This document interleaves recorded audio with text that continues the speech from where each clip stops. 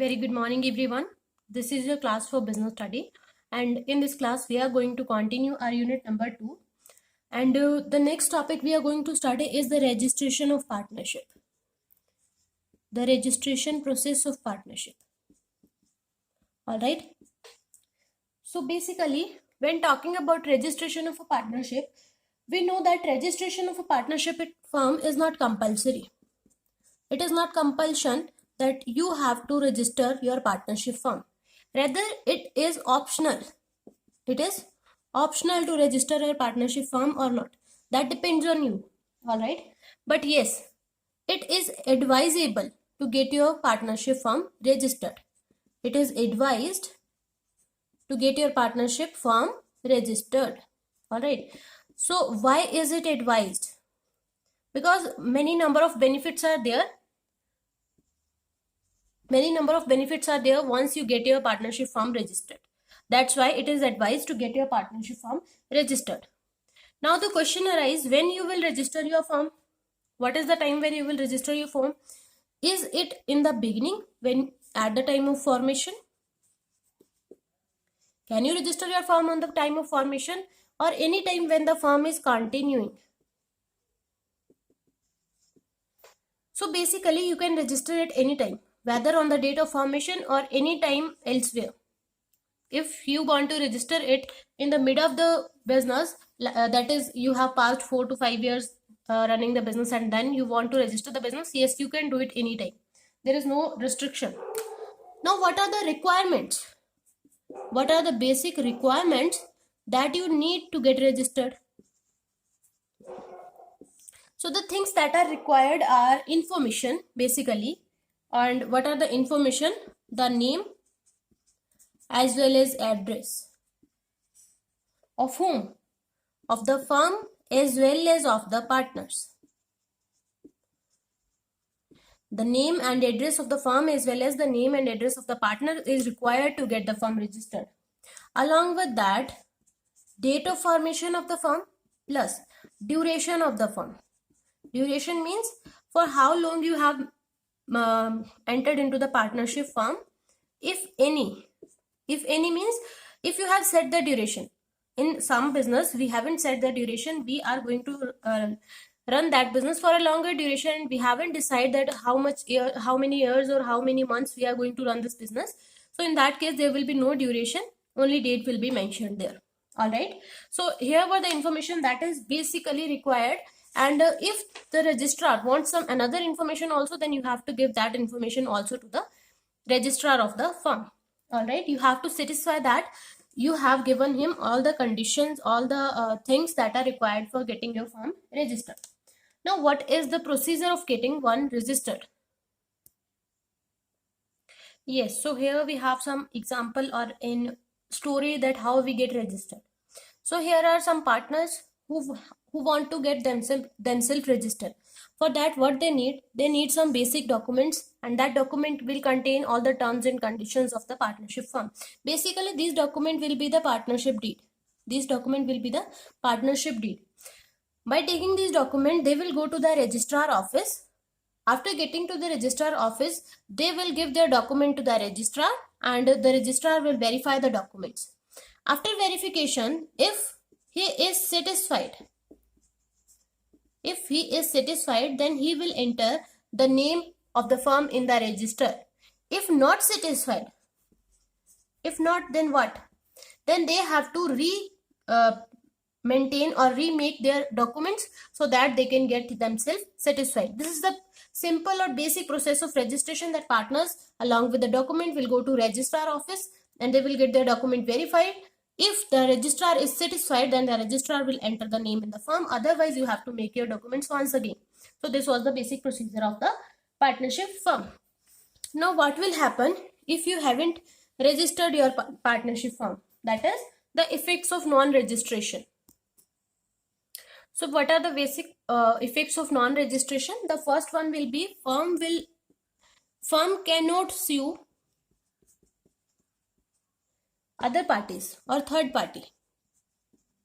Like if someone have done a default with the firm have no right to sue them for that default because they haven't registered themselves. The second will be no partner can sue another partner. No partner can sue other partner. Like if there is a conflict between two partners, A and B, then A and B can't sue each other because they are not registered as partners. In the same way, no partner can sue firm. They are not registered as a member of the firm, so they can't register, so they can't sue the firm. But there is one thing that other party means the third party, the outsider, can sue the firm even if they are not registered. So if they are thinking that they will not get themselves registered and then they will do some illegal activity, no, that is not possible because third party can sue the firm for their rights. All right. So these were some effects of non-registration of the partnership firm. After that, we have completed each and every topic that was about partnership firm. Now we are going to start a next topic, that is Hindu undivided family business or joint Hindu family business in our unit number 2. All right. So what is Hindu undivided family or joint Hindu family business? Basically, what are the things that there is one Hindu family. There is nothing about religion, but yes, this business is basically for Hindu families. So yes, it is connected with the religion. So we have to study it accordingly.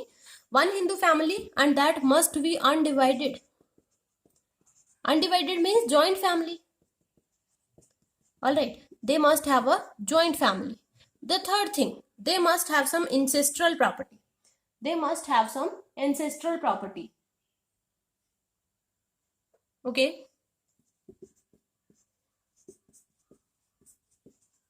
Along with that ancestral property, they must have some ancestral, we can't say ancestral, but with the help of this ancestral property, they must be running a business.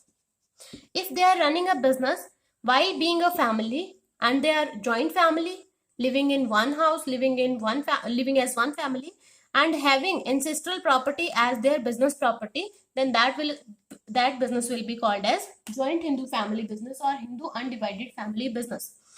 Now the question arises that who will be the owner of the business?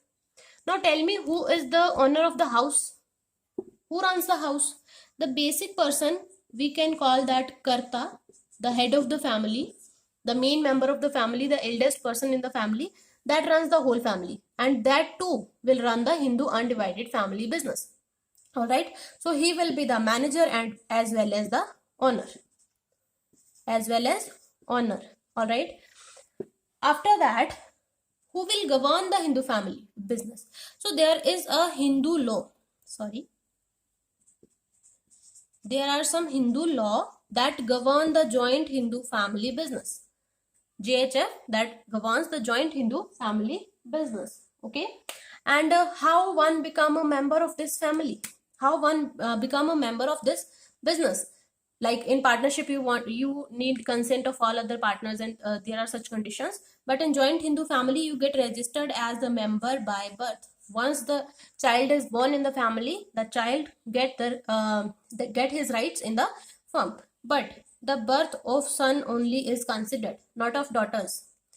The members of joint Hindu family business are only the son of the family and not the daughter of the family. Along with that, the daughters who have married to that family, which means their daughter-in-laws, they can also form a part of this firm, but not the daughters of that family. All right.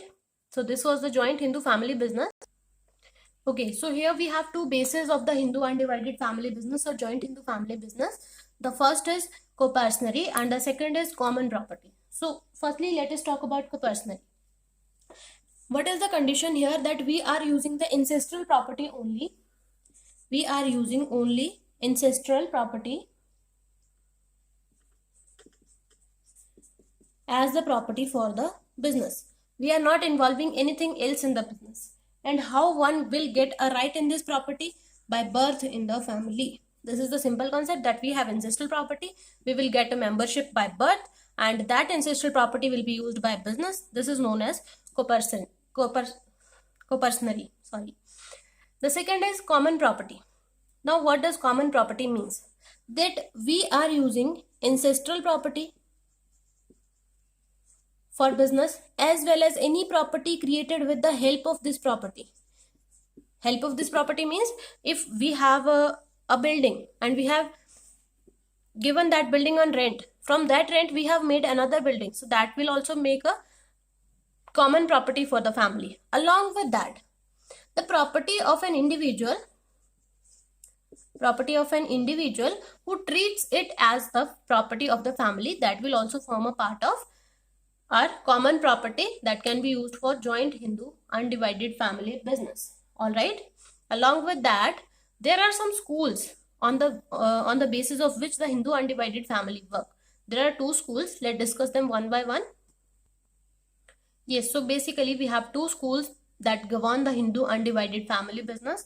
These are given by Hindu law, as we have discussed, and the name of these laws are Mitakshara and Daibhag. Mitakshara and Daibhag. Now what does Mitakshara means? Basically, Mitakshara means that one person will get right in the property just after birth. Once the child is born in the family, he will get all the rights in the business equal to every person. Alright. This is applicable in India, whole of India, except West Bengal and Assam.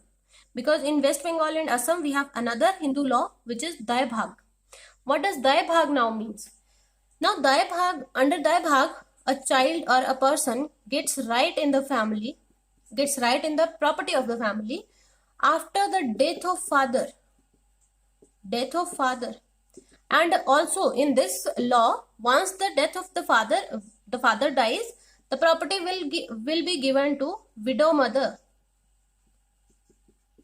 The property will go to widow mother, and after the death of that widow mother, the child will get the right in that property. Else there is no right for the child in the property, even if he is a minor or a major. There is no condition like that. Here, after the birth, you get the right. Here, only after the death of the parents, you will get the right. And else, there is no condition that you can get the rights in this property. Alright. I hope you liked the video and understood all the concepts. Have a very good day, students.